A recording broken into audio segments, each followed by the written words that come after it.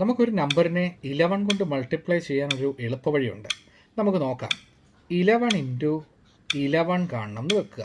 അപ്പോൾ നമ്മൾ ചെയ്യേണ്ടത് ഈ 1 ഇൻറ്റു 1 1 വരും. ആദ്യവും 1 ഇൻറ്റു 1 1 വരും. പിന്നെ വരുന്നത് 1 പ്ലസ് 1, ഇത് രണ്ടും കൂടെ അങ്ങ് ആഡ് ചെയ്ത് എഴുതി 2. അപ്പോൾ 121 കിട്ടി. ഇത് ശരിയാണോ എന്ന് നമുക്ക് മറ്റൊരു നമ്പർ കൊടുത്ത് നോക്കാം. 11 ഇൻറ്റു 12 ചെയ്യണമെന്ന് വെക്കുക.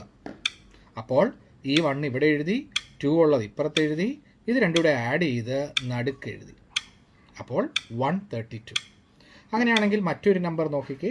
11 ഇൻറ്റു 15 എത്രയായിരിക്കും വരുന്നത്? 1, ഇവിടെ 5, നടുക്ക് ഇത് രണ്ടും കൂടെ ആഡ് ചെയ്ത് 6.